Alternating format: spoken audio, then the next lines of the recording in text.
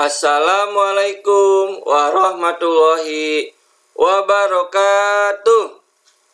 Anak-anak kelas 4, bagaimana kabarmu hari ini? Ya, Bapak berharap kalian masih tetap sehat dan tetap semangat dalam belajar.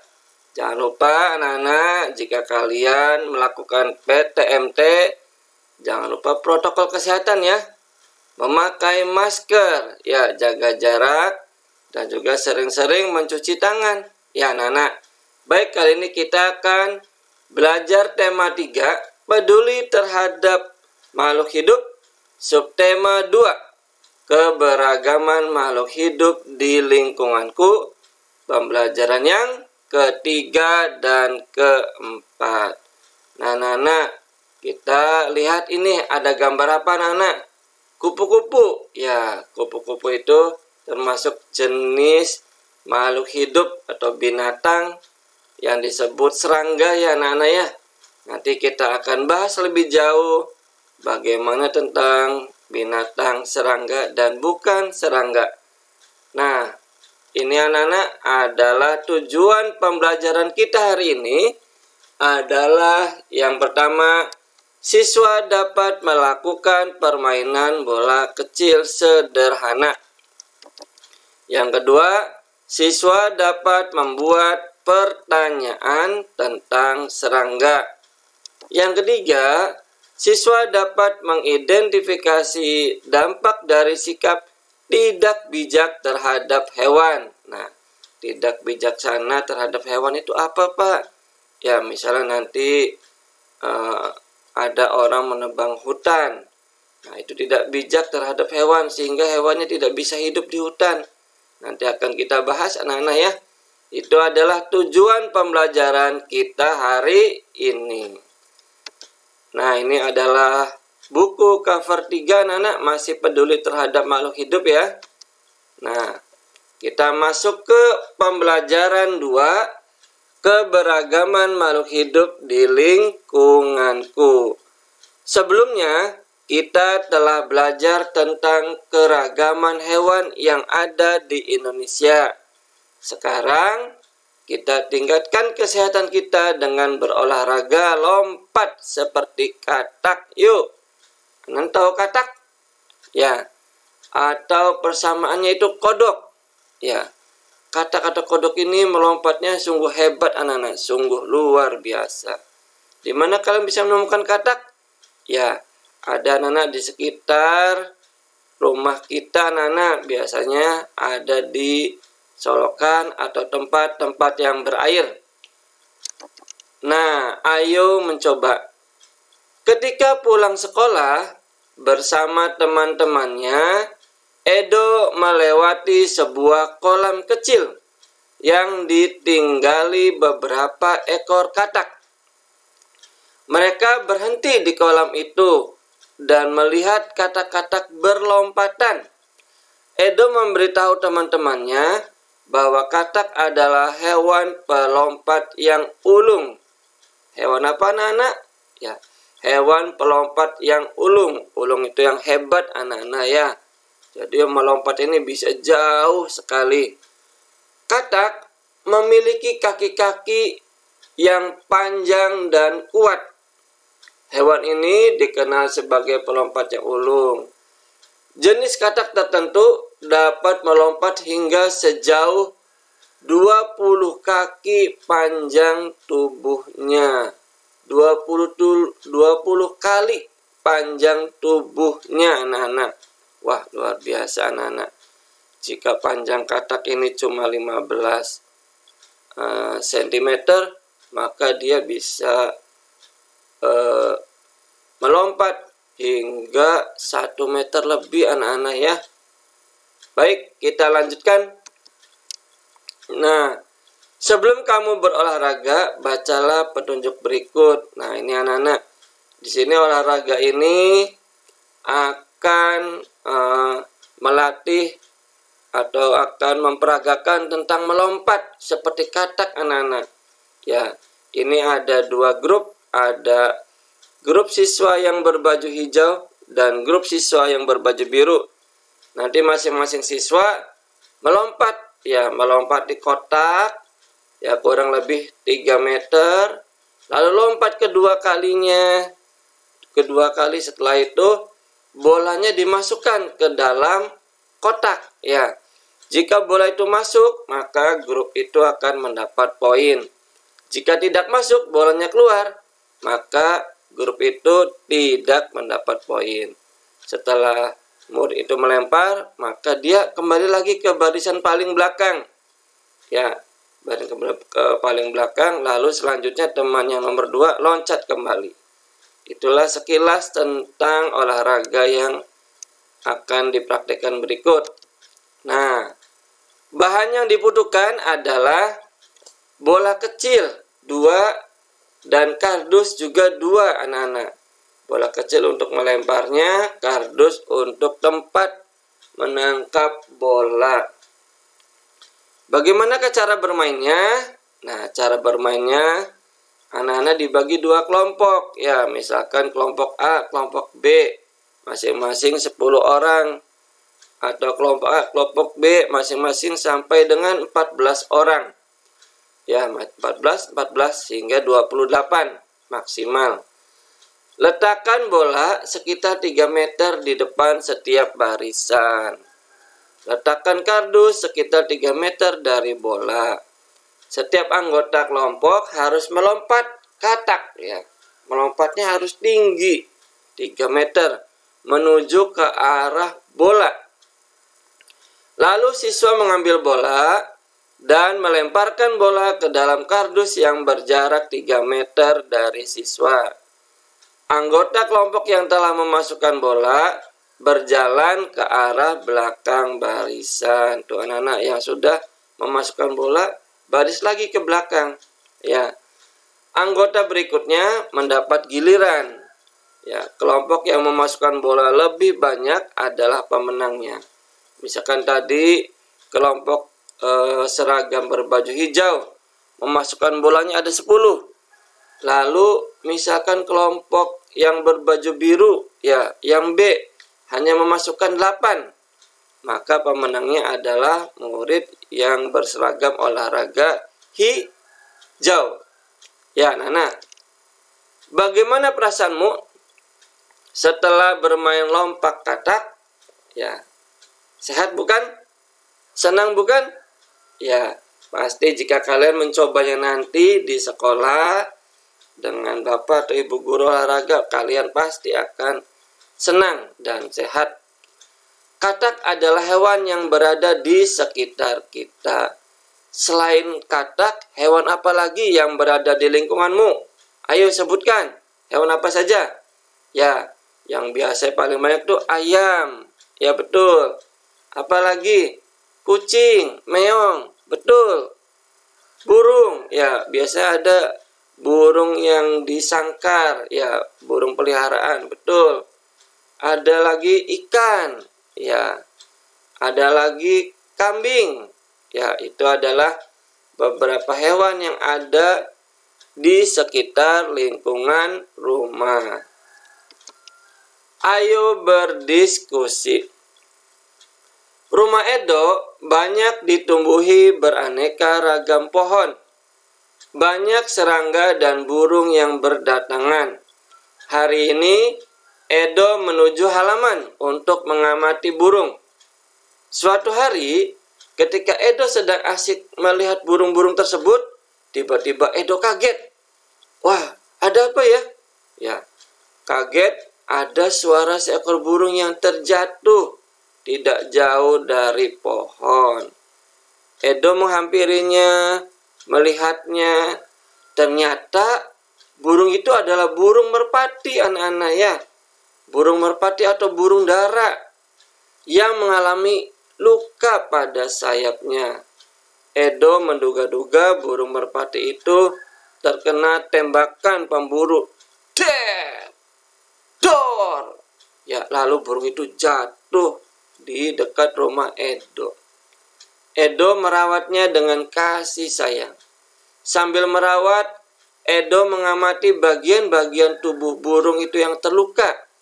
Ya, bagian tubuh burung itu apa saja, anak-anak ya? Bantulah Edo menuliskan bagian-bagian tubuh burung merpati dan lengkapi tabelnya. Nah, ini ada gambar burung yang tadi anak-anak yang terjatuh di sekitar rumah Edo karena tertembak oleh pemburu. Nah, ini burung merpati anak-anak. Nah, sekarang bagian tubuhnya apa saja anak-anak? Ya, yang pertama ada paruh. Ya, nomor 1 paruh. Ini anak-anak ya, paruh itu yang biasa untuk makan anak-anak ya. Ini adalah paruh. Ya, paruh. Yang nomor 2 sayap.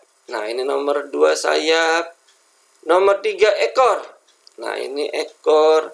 Nomor 4 ada cakar atau kakinya. Yang nomor 5 ada mata. Nah, anak-anak, sekarang fungsi atau kegunaannya apa anak-anak? Paruh, fungsi buat apa anak-anak? Ya, burung ini memakan jagung dan biji-bijian. Jadi paruhnya ini untuk makan. Ya, untuk makan jagung atau biji-bijian atau beras yang sudah kering. Ya anak-anak, itu adalah fungsi dari paruh kegunaannya. Lalu sayap buat apa anak-anak?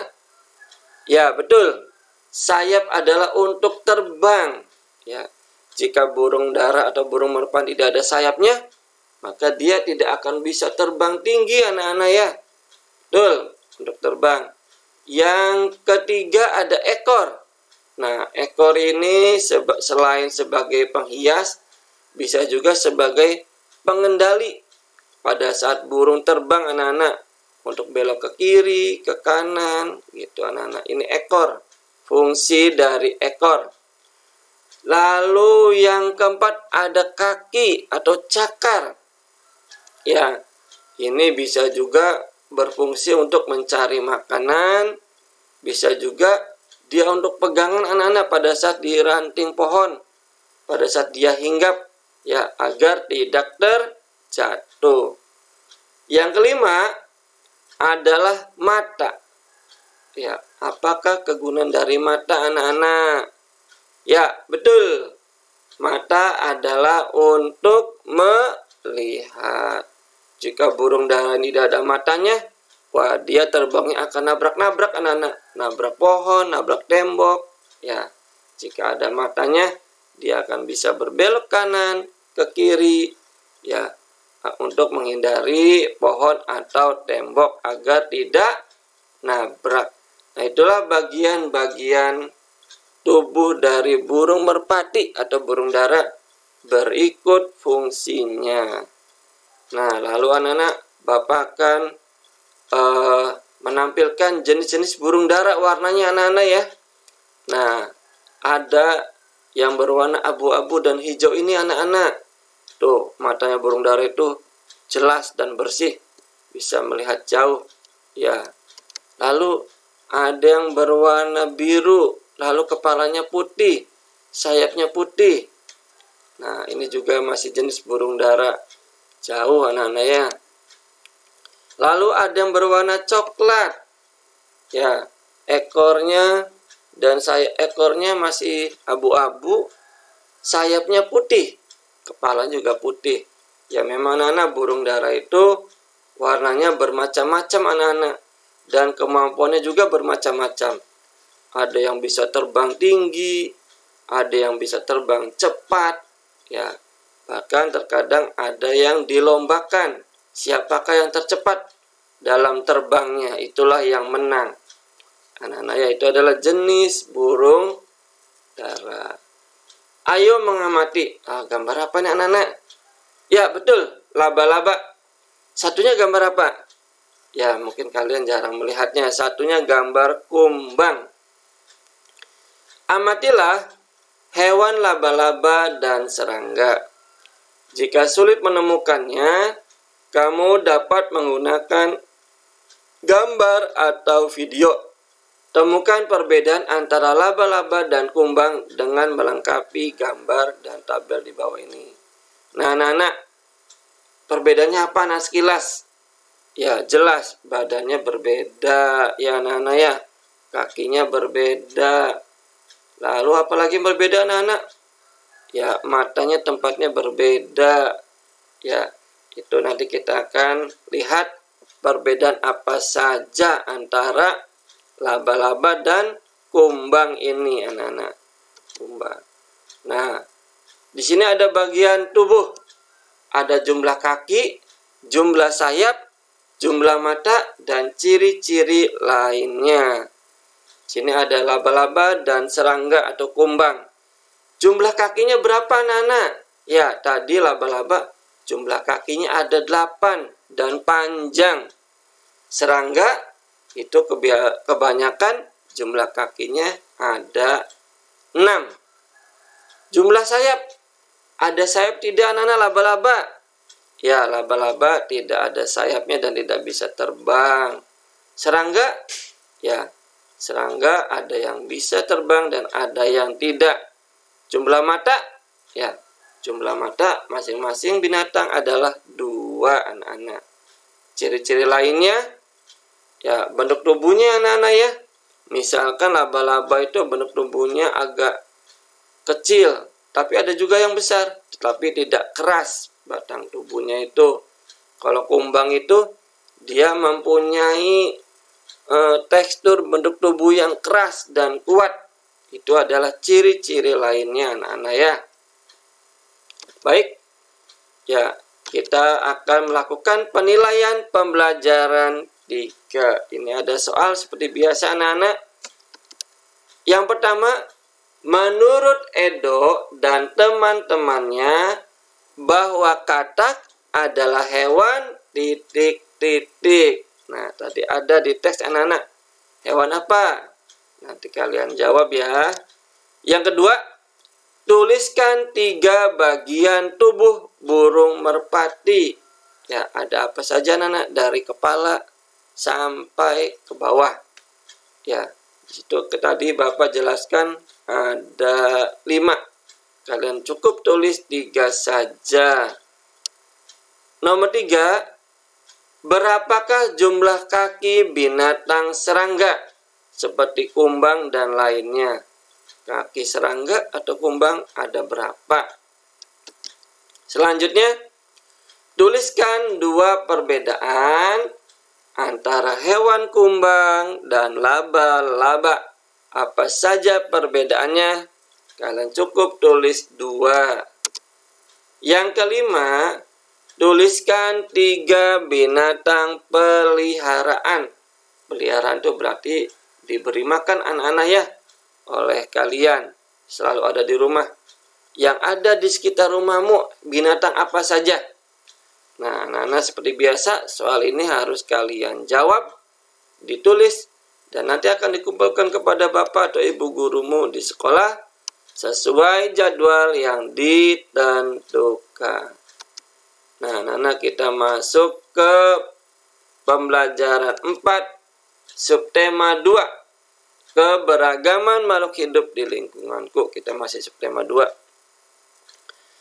Apa dampak dari perburuan hewan liar? Hewan liar itu apa saja anak-anak? Ya, hewan yang tumbuh dan hidup di hutan. Baik itu hewan buas ataupun tidak buas, jinak. Sikap apa yang harus kita lakukan dengan hewan-hewan liar? Ayo anak-anak, sikap apa anak-anak? Ya, walaupun mereka hewan liar, kita tetap harus menjaganya, merawatnya. Tidak semena-mena tadi seperti pemburu menembak burung. Ya, menjaganya dan merawatnya agar hewan liar itu tidak punah. Ya, tidak habis. Ya, anak-anak. Perburuan hewan liar akan membawa dampak yang tidak baik. Dampak tersebut bisa menyebabkan hewan punah dan kerusakan lingkungan. Ayo kita pelajari lebih lanjut. Nah, bacalah cerita berikut. Ini ada harimau masuk desa. Warga cemas. Ini judul anak-anak. Wah, ngeri anak-anak ya. Jika ada harimau di dekat kita, kita takut dicakar dan digigit anak-anak ya. Kita baca sama-sama anak-anak yuk. Ya, mari. Beberapa minggu belakangan ini, warga Desa Badung hidup dalam kecemasan. Ya, kecemasan itu takut anak-anak ya. Hal ini terjadi karena beberapa kali terlihat beberapa ekor harimau masuk ke area pemukiman warga. Desa Badung memang terletak tak jauh dari hutan. Harimau-harimau tersebut memang belum mengganggu warga. Mereka hanya berkeliaran anak-anak, seperti sedang mencari makan. Warga Desa Badung berupaya mengamankan ternak peliharaan mereka, ya, mengamankan ternak seperti kambing, sapi, dan bebek anak-anak ya. Itu adalah contoh hewan ternak. Ketika malam tiba, warga pun bergantian melakukan ronda untuk menjaga agar harimau-harimau tersebut tidak mengganggu, tidak masuk, dan tidak memakan hewan ternak mereka. Sesungguhnya, apa yang terjadi pada warga sudah lebih dahulu dirasakan oleh harimau-harimau penghuni hutan tersebut.